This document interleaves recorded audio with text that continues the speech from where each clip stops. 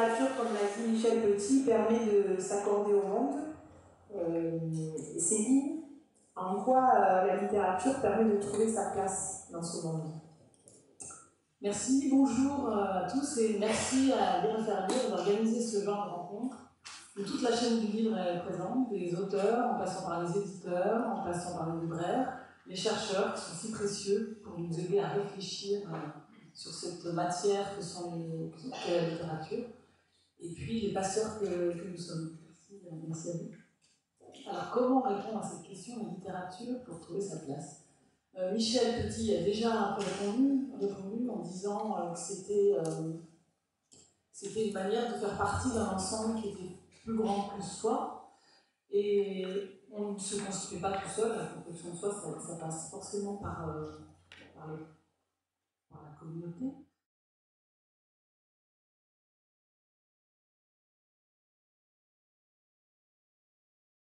Alors, la littérature jeunesse vous apprend de l'importance pour l'enfant dans la mesure où elle est présentée par l'adulte. C'est dans une relation avec l'adulte, avec le parent, avec l'enseignant, plus tard à l'école, mais aussi à travers vous, aujourd'hui, qu'elle va d'abord jouer un rôle. Elle permet à l'enfant de garder ses peurs à distance et d'acquérir une permanence dans son sentiment d'exister. Alors, elle est aussi le meilleur moyen de donner le goût de lire aux enfants.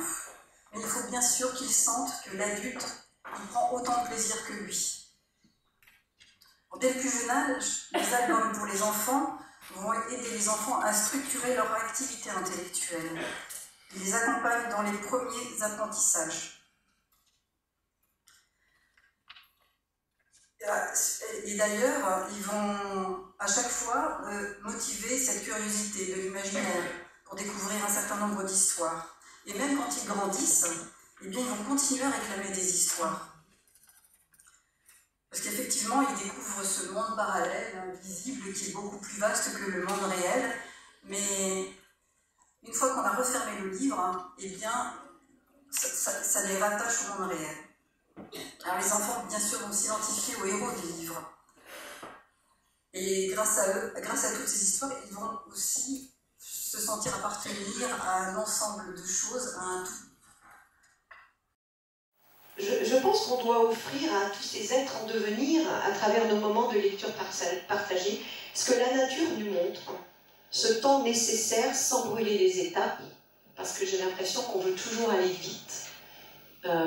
Les enfants, oui, maintenant tu es grand, il faut lire ça, tu peux plus lire ça, mais je pense qu'on doit respecter ce temps aussi, puis chaque être est unique, donc je pense que quand on leur lit des histoires, on est à même de comprendre ce temps dans lequel est l'enfant, et pas toujours vouloir, ben non, tel âge, on va lire tel livre, ben non, on peut lire des choses plus faciles, qui n'empêchent pas d'être complexes, mais voilà. Et je pense que souvent, on va un peu vite. Et donc, lui donner, lui offrir, à travers la littérature, à travers toutes ces lectures qu'on va lui faire, lui lire, on va pouvoir lui permettre de réfléchir, de prendre du temps, de regarder, de s'émerveiller. Les premières lectures d'albums, accompagnées par l'adulte, vont bien sûr construire du lien, mais également permettre à l'enfant de développer son langage et de mettre des mots sur ses peurs et sur ses interrogations. Elles vont aussi l'aider à appréhender l'existence d'un monde intérieur, comme l'a dit tout à l'heure Michel Petit, mais aussi du monde extérieur. C'est un acte en toute intimité qui va permettre à l'enfant de s'ouvrir et d'exprimer des sentiments que souvent, avec pudeur, il a du mal à exprimer à cause de la proximité de l'adulte. Mais à travers le livre, à travers l'histoire qu'il y a dans le livre, il va pouvoir l'exprimer avec des mots. Parce que ça ne sera pas ses propres mots, ça sera les mots de l'histoire. Cet enfant, il est en capacité de comprendre, comme les adultes aussi bien des choses à travers la lecture qui lui est faite. Et certains mots, certaines situations vont résonner en lui et ils vont l'aider à s'exprimer, à s'ouvrir plus facilement et à penser. Et ce mot est important parce qu'il y a les deux sens, penser et penser et la vie. Voilà, la vie autrement et donc à se construire. Et les livres donc sont vraiment des outils d'émancipation d'évasion, indispensable à la construction de l'enfant. Et pour moi, de l'adulte aussi, qui n'a pas forcément fini tout ça.